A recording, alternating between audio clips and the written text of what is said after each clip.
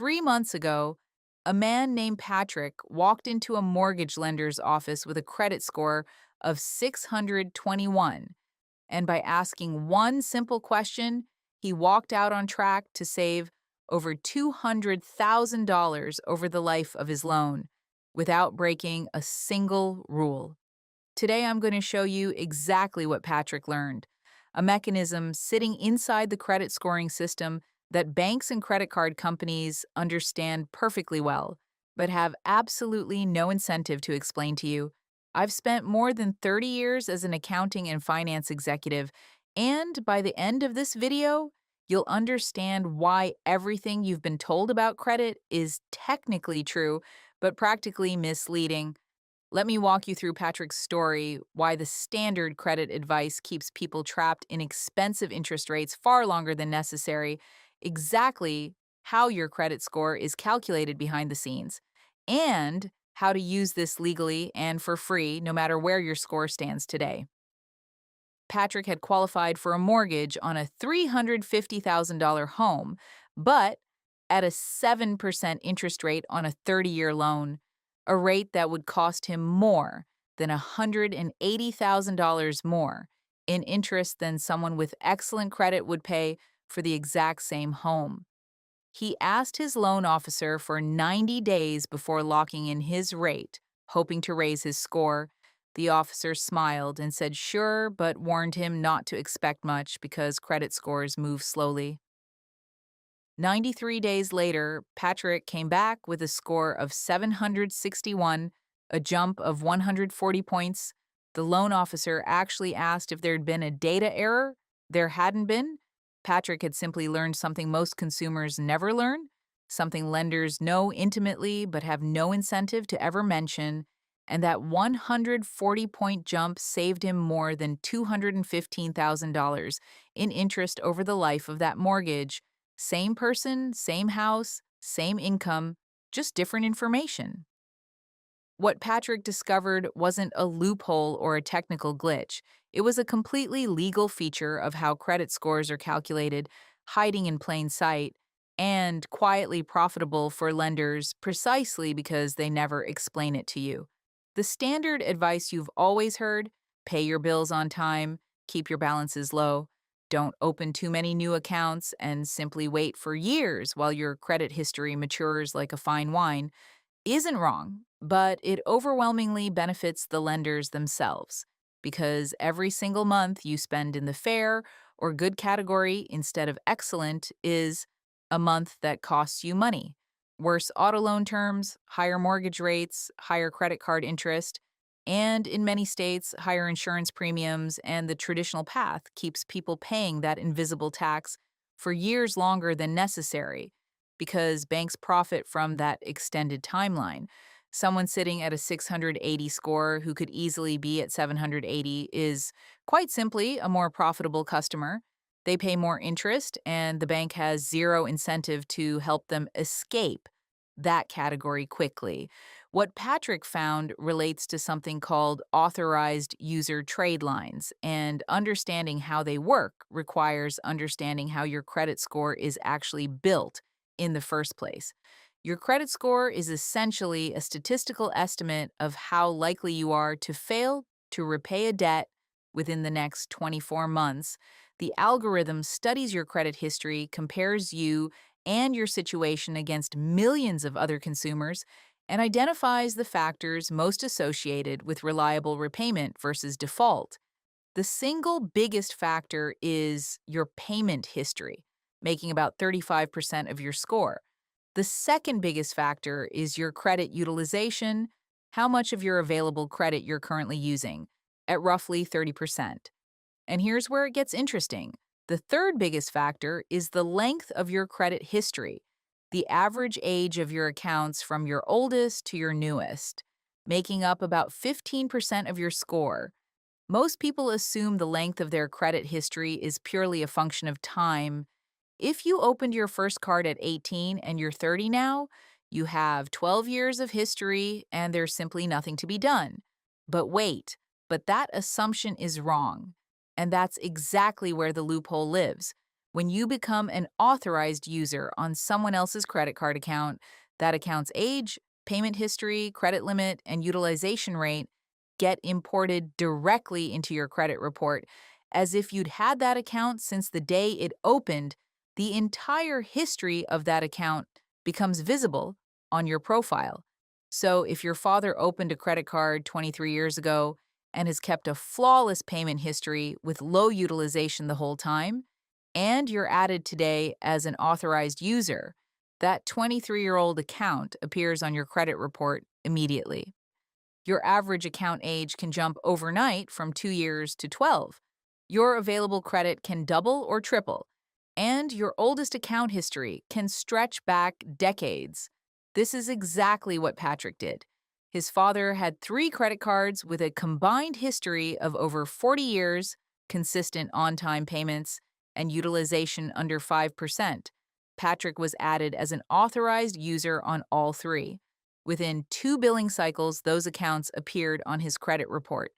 Thin credit files started looking established. A short banking history started looking mature, and his score rose 140 points. This authorized user strategy is a well-known fact inside the credit industry. Banks, credit card companies, and mortgage brokers all know about it, but it's rarely explained to consumers because shortening the time people spend paying higher interest rates simply isn't profitable for lenders. Let me give you another example of this in action in a completely different situation. Emma was 24 years old with a credit score of 589. She'd made some mistakes in college, missed a few payments, and maxed out a card during a difficult stretch. She was trying to finance a used car, and every dealer was quoting her interest rates above 14%. Her grandmother had held credit cards since 1988, with a flawless history, more than $65,000 in combined credit limits, and utilization under 3%. Her grandmother added Emma as an authorized user on her 2 oldest cards without ever giving her a physical card or account access. The addition was purely strategic. Within 60 days, Emma's credit report showed accounts with 37 years of perfect payment history. Her average account age jumped from 2 years to almost 19. Her available credit tripled. Her score rose to 697, crossing the exact threshold that qualified her for a reasonable 6% auto loan instead of 14% on a 5-year car loan. That difference saved Emma roughly $5,200 in interest. A 10-minute online action by her grandmother instantly transferred decades of credit trustworthiness to her granddaughter. Now, let me walk you through exactly how to do this effectively. Because the details matter, a missed payment doesn't just fail to help, it actively hurts. First, the account you're added to needs to be in genuinely good standing. A flawless payment history is ideal.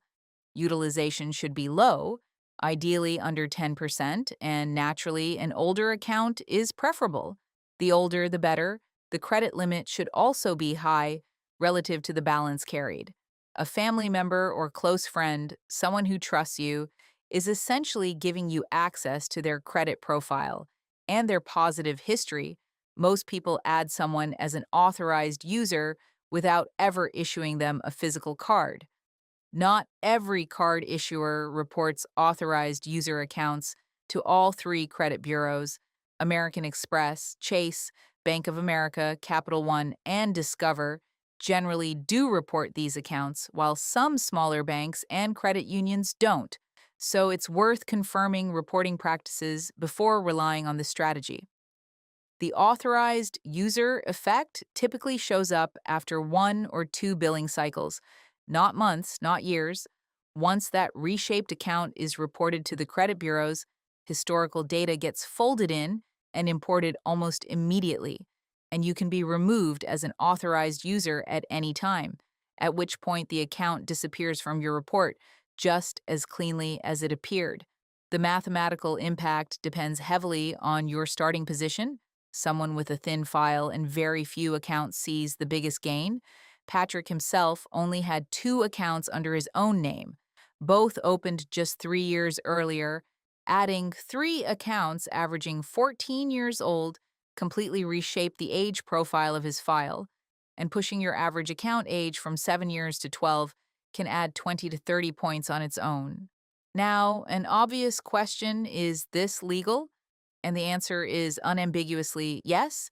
The authorized user mechanism exists inside official credit scoring models. Both FICO and VantageScore incorporate authorized user accounts into their calculations. This practice is openly legal and has been formally acknowledged by the credit bureaus themselves. Originally, the authorized user reporting system existed to help spouses build credit history. One spouse might manage all the household finances, open accounts in their own name, while the other spouse handled just as much financial responsibility, but had no credit history of their own to show for it. The authorized user system solved that by letting the credit building spouse share their history, and over time it became clear this mechanism wasn't limited to spouses, parents, and children could use it too, building credit history collaboratively. Some financial writers have called this a loophole and argued it should be closed or changed, but lenders have generally maintained that it reflects a genuine financial relationship. Anyone can, at least mechanically, help someone else this way, and the credit bureaus have never seen a reason to restrict it. There are nuances worth understanding, though. Some mortgage lenders manually review authorized user accounts during underwriting and may choose to disregard them entirely, meaning your application could still be declined even with a qualifying score. This kind of manual override is more common in manual underwriting systems than automated ones. Patrick's lender used an automated underwriting system and accepted his score exactly as reported. In some scoring models, accounts where you're listed as an authorized user carry somewhat less weight than accounts you're actually and primarily responsible for. FICO has adjusted its algorithm over the years specifically to reduce the influence of accounts where you aren't the primary account holder. The authorized user effect is still meaningful today, just not quite as outsized as it was a decade ago, and you remain dependent on the primary account holder's behavior. If they miss a payment or run up their balance, your score can drop too, which is exactly why choosing the right partner matters so much. A family member with decades of consistently responsible credit behavior is about as safe a choice as you can make.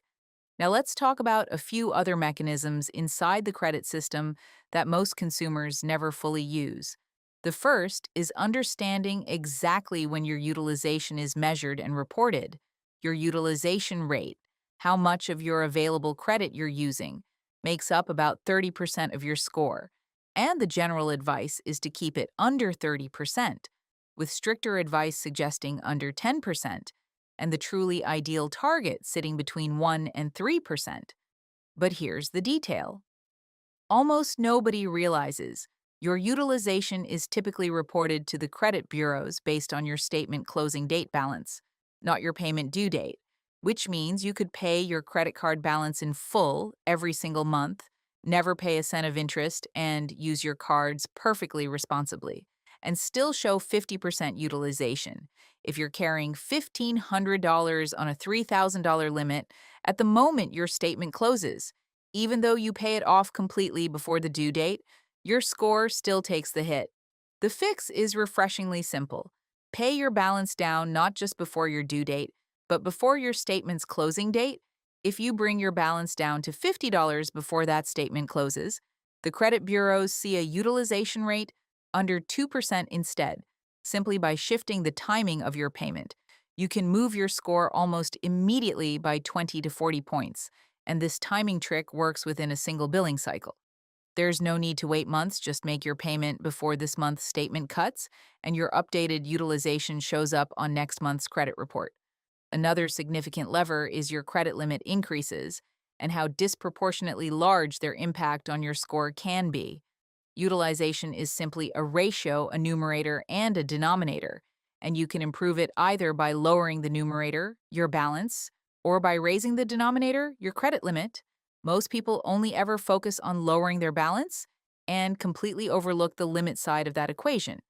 Many credit card companies will offer a credit limit increase without even running a hard inquiry on your credit report.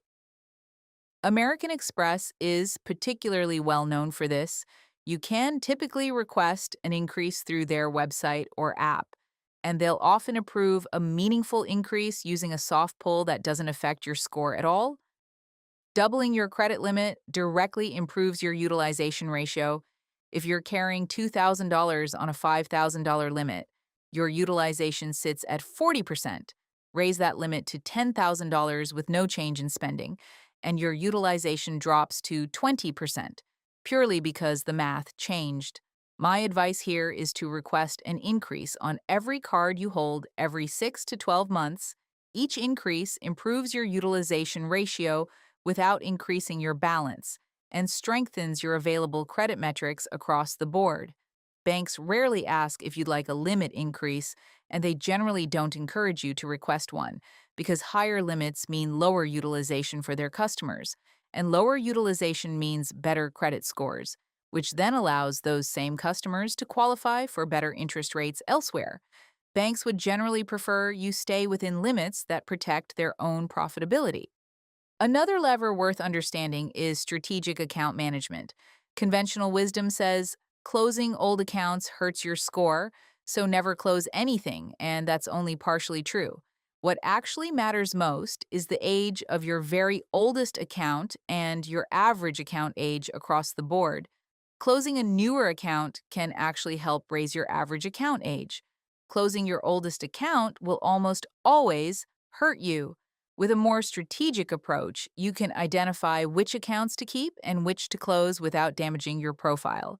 That store card you opened a year ago for a 15% discount, if it's dragging down your average account age and offering you no real benefit, might genuinely be worth closing. Meanwhile, your oldest credit card, even one you rarely use, should generally stay open indefinitely.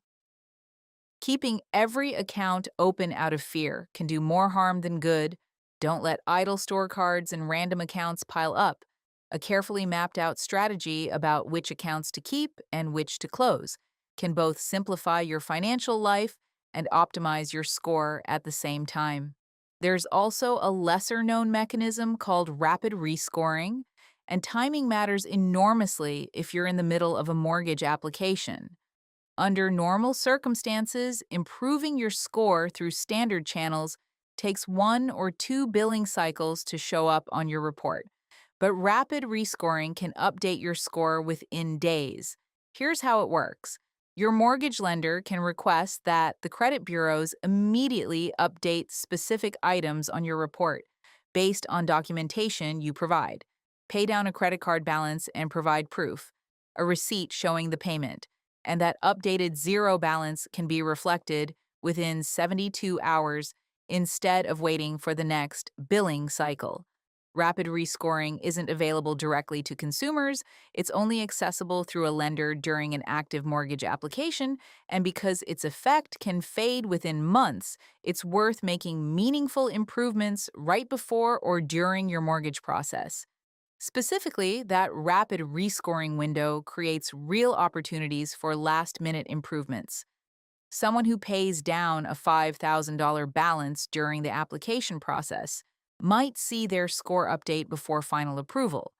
Someone who becomes an authorized user on a parent's account might see that reflected in days instead of weeks. The combination of these strategies with rapid rescoring can produce a 50 to 80 point increase within the application process itself. It's worth mentioning the mistakes that most often sabotage these strategies. The first mistake is reporting the wrong authorized user account. An account with high utilization or a missed payment will hurt far more than it helps. The second mistake is applying for new credit. While implementing these strategies, every hard inquiry temporarily knocks 5 to 10 points off your score, and opening a new account lowers your average account age. People often undermine their own optimization efforts by opening new accounts at the exact same time. The third mistake is inconsistent timing around utilization. Paying down your balance before your statement closes only works if you do it consistently.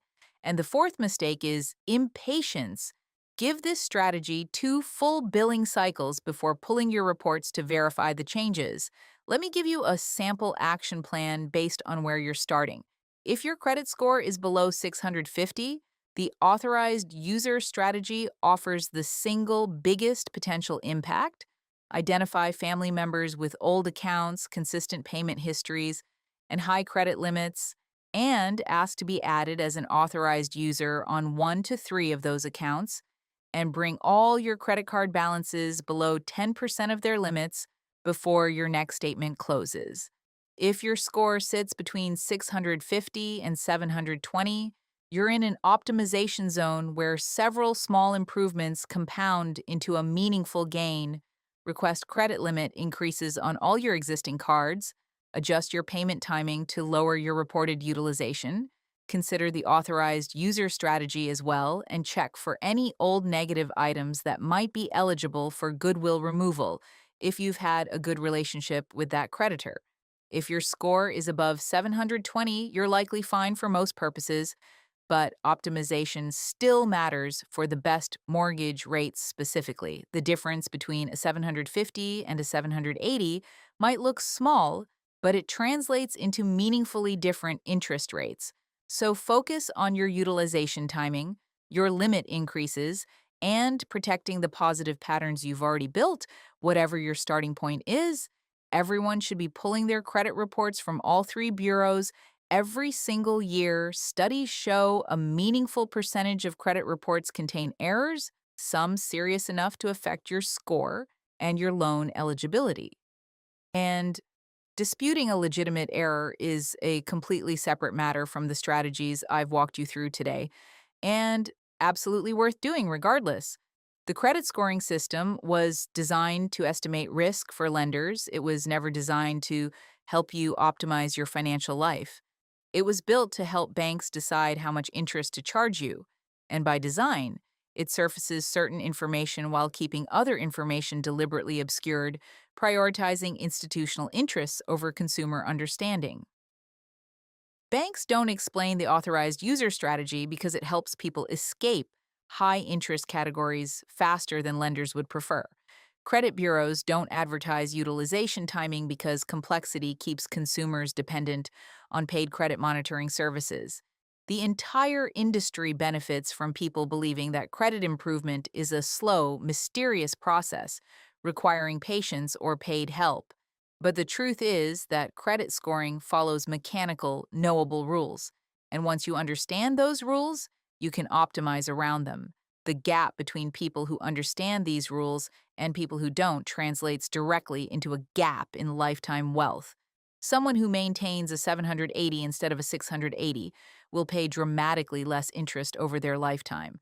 Lower mortgage rates, lower auto loan rates, better credit card terms, lower insurance premiums, savings that compound over decades.